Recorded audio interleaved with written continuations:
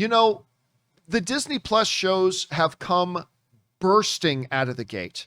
I mean, along came WandaVision, became like the first couple of episodes. It took a couple of weeks for people to catch on, but it became a pop cultural phenomenon. Everybody was talking about WandaVision, so on and so forth. Then came Falcon and the Winter Soldier. I didn't think Falcon and the Winter Soldier was quite as good as WandaVision, but again, it won over the audience. It had big debut numbers, all that kind of stuff, so we had some momentum. Well, then you come along with Loki, who is, aside from Cap and Thor, might be my third favorite character in all of the MCU. I have loved the Loki character ever since the first Thor movie because he was so complex. He's not a straight up villain. He's a guy where all he's really ever wanted was the approval and respect of his father. He just wanted to look good in his father's eyes, and he's done a lot of terrible things, the way of doing it. And then we came into the Loki series. And we knew the Loki series was going to be big, but apparently, according to the reports, that for Marvel right now, more than WandaVision, more than Falcon and Winter Soldier, the Loki debut had the biggest numbers that they've had so far. Now, this comes to us from the folks over at Joe Blow. Now, the numbers they're getting is from Samba TV. They're like the Nielsen ratings. You know, Nielsen would have like, I don't know, what was it, like 500,000 households that they would measure across the U.S., and that became the sample size that they extrapolated for the thing. Well, Samba actually monitors 3 million households.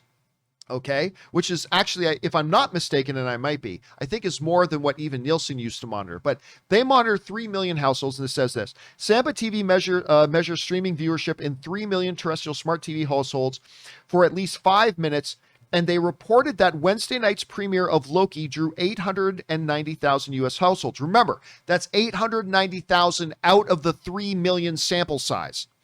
So that's almost 1 out of every 3 households that they monitor, that they then later extrapolate over there, was watching Loki. This sets the record as the largest U.S. premiere day audience of any of Marvel's Disney Plus shows. Samba TV went on to say that clearly the growing number of households during tuning in on day one proves that the Marvel Disney Plus series are growing in momentum. For example, WandaVision debuted with 655,000 people watching out of those 3 million. Falcon and the Winter Soldier took a big jump up to 759,000. And then, of course, we had an even bigger jump with Loki, reaching almost 900,000 out of the 3 million that they monitor, which basically means by their sample size, they're saying close to 1 out of every 3 American households tuned in to watch Loki. Now, it may not maintain that ratio. Maybe it's much smaller than that. And Disney Plus and Netflix and all these streaming services are very hesitant of actually giving out their actual numbers, so we may never know.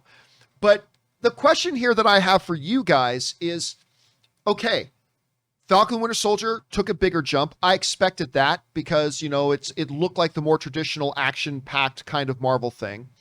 I did not know how Loki was going to debut. I know I was super excited about it. I didn't know otherwise. So, Rob, let me ask you this. Are you surprised to see this jump in numbers, number one?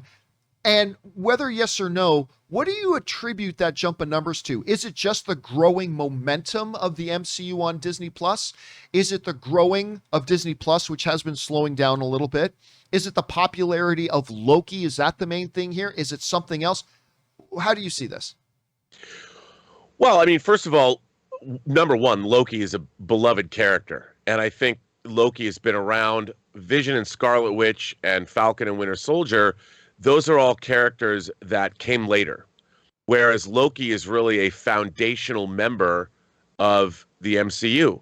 And Tom Hiddleston has been certainly, I think, maybe the best foundational villain.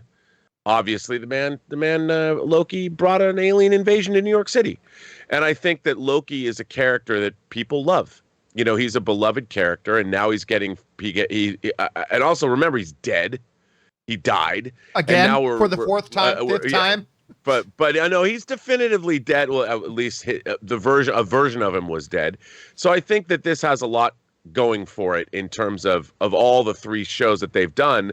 I think even the casual fan would have more interest in this than Falcon and Winter Soldier or WandaVision, which are more secondary characters. I mean, Loki is a foundational character, really. So that, You've got that going for you. But two, I think this show, the way they marketed the show, this looked more traditionally bonkers and entertaining than the other two shows did, just from the trailer perspective. And I think there was a lot of interest in this show. And I think, like anything, people want to see this because one, they love the character, and two, it looked good. That's I think there it's and whether people want to admit, I know people in the pundit space, there's a kind of, we're in the midst of a Marvel backlash, which I don't quite understand, because we've certainly been getting very well produced, very intriguing entertainment from these MCU shows. And I don't know why people would think that we would be getting anything less than A-list television. But we are kind of in a Marvel backlash. But still, I think this shows that people love the Marvel Cinematic Universe. And there's an excitement there, and we're seeing these characters presented in ways we hadn't seen them before. There's a lot more time to delve into their backstory. And like you and I both talked about, that scene between Owen Wilson and Loki just sitting in that room told us more about the backstory of the character. And you know me, foundationally, I always say the first and foremost, it's always character, character, character. And they're doing that with this show. And they're taking things all the way from Brazil and the Adjustment Bureau. They're really wacky. Yeah. And I just think it's a lot of fun, and people know it is. So that's why they're watching. Dennis, you've seen these numbers come out now. Number one, were you expecting these kinds of numbers? What was your first impression of the Loki series, and what do you attribute these growing numbers and Loki being the biggest one they've had so far? Yeah, I actually really enjoyed the premiere episode for Loki. I actually not that surprised, just for a couple reasons. One, obviously, with the Loki character, like you mentioned, John, he is a beloved character. He's one of the best villains in the MCU. Everyone loves Tom Hiddleston's portrayal of him. So seeing a series with him in it, I think a lot of people were anticipating that. And then you have the Marvel brand. The Marvel brand, obviously, the jump from Netflix and now to Disney Plus. Yeah, some people are going to have to kind of restart their expectations or reboot their expectations. But, I know there is kind of what Robert's saying, this Marvel backlash, but that backlash is kind of limited to kind of our internet bubble of people. Yeah. When you talk about, when you talk to most of the people that are watching this, they are not the people. They're not the ones watching this show. They're not the ones, online talking about Marvel. They're just the casual, like, I have Disney Plus. What's cool? Oh, it's a Marvel thing. The thing I'm most surprised about is the WandaVision numbers, because, Wanda, Scarlet Witch, Vision, those characters aren't like supremely popular, I feel like the Winter Soldier, Falcon, and Loki are much bigger characters and much more popular. And so when I see WandaVision being even that close to what Falcon and the Winter Soldier did, that's kind of what surprised me. And that's kind of the power of the Marvel brand. Rob, when you now look at this landscape, and we see, WandaVision was a big hit. Falcon and Winter Soldier had even bigger numbers coming out of the gate. Now we see Loki have even bigger numbers coming out of the gate. I can't remember what the next one is. Is Hawkeye the next one to come out? I can't remember. What's the next one to come out?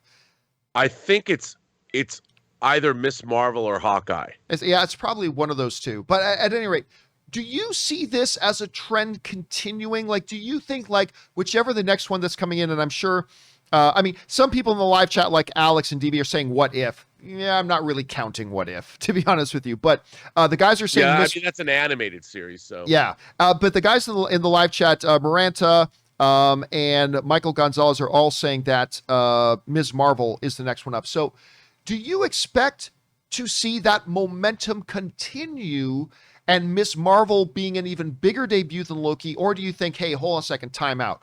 We've known Loki for 10 years. Ms. Marvel is going to be a brand, so do you expect to see the numbers drop for that? How do you think that's going to play out? Well, I do expect to see the numbers drop for that, because Ms. Marvel is a teenager. It looks like it'll be their first young adult series. So I think that might immediately turn some people off. But on the other hand, Marvel is very smart. They're building their tapestry, and everything is playing into everything else. And we've got, John, 4 Marvel feature films coming out before the end of the year. Yeah. Obviously, we've got Black Widow, we've got Shang-Chi, we've got Eternals, and we've got Spider-Man No Way Home, in addition to all of this. And I think the excitement for these shows, we hadn't had anything Marvel in almost 2 years, and these shows are really percolating along, and they're delivering very high-quality televised entertainment. They're really pretty much indistinguishable. It's not like you're watching Agents of S.H.I.E.L.D., where you're like, well, this certainly doesn't have the budget. These Marvel shows are just as lush and beautifully produced as their films are. And I think that it shows, like Dennis said, outside of our internet bubble, people are loving these shows. They love the MCU, and they're delivering really interesting entertainment. And overall, I think these shows are delivering the goods. And if they continue to do that, I still don't think Miss Marvel's going to have the numbers. They're not going to put up the numbers that Loki has. But maybe with, we go right from Loki. Loki ends and Black Widow is in theaters, and it's that excitement just going to keep carrying through till the end of the year. And we'll see. I think we're riding a huge Marvel wave that is just going to pick up steam as it moves us to the end of the year. Dennis, let me ask you this. With the success now that Loki is having, and by the way, guys, episode 2 is even better than episode 1. I cannot wait for you guys to see it. But with Loki now having the success that it is, we look down the road a little bit. The aforementioned Ms. Marvel, Hawkeye, She-Hulk. We've got Armor Wars coming, which is going to focus a lot on War Machine. We've got, of course, Moon Knight that Rob is very, very excited about. And I'm sure there's a couple I'm forgetting of right now. Dennis, as you look at that landscape, if you had to pick one out of those series that we have coming up, She-Hulk, Ms. Marvel, Armor Wars, Moon Knight, and a few others, if you had to pick one that you thought could be the one that actually debuts with bigger numbers than even Loki did, which one do you think that would be? Yeah, I definitely think it would be Moon Knight, with Oscar Isaacs playing that title role. What's interesting about these streaming series is that all of these are kind of these one season. Like, I don't think, have they announced any of these things being longer than one season? And so eventually they may get to a point where they're like, okay, now which new character or new property are we going to tackle? I know Marvel has a ton of characters, but at some point you want to kind of come back to one of these things, and what's going to be the one that sustains the longest. I do believe Miss Marvel will probably not do as well as Loki, just because not as well known a property. I think it still do pretty well. I mean, the character was featured in the Marvel's Avengers game that came out prominently recently. Featured. Yeah. And so I do think that her character is probably, for me, she was never a character that I was like hugely invested in. But then I have to remember this, like, and I got reminded of this with Into the Spider-Verse, because I'm obviously an older guy who was raised on Peter Parker Spider-Man. That's my Spider-Man. And there's a lot of people from the younger generation that Into the Spider-Verse may be the first Spider-Man movie that they ever seen, or one of the first ones that they've seen. And Miles Morales is their Spider-Man. So maybe Miss Marvel is a much more prominent character in other people's lives, just not necessarily mine. So maybe that may get the numbers up higher than I expect, but I don't think it's going to beat Loki. Yeah, I refer to my wife a lot, but Anne, she's read everything Miss Marvel. I mean, she was the one that actually made me aware of Miss Marvel, because she started collecting those things right away. Anyway, guys, the question is for you at home. What do you think about these numbers we're seeing coming out of Loki debut? It is the biggest one they've had so far. Are you surprised? Are you not surprised? Do you think this is going to be a trend we continue to see growing? What do you guys think right now? Jump down into the comment section below and let us know your thoughts. Okay, guys.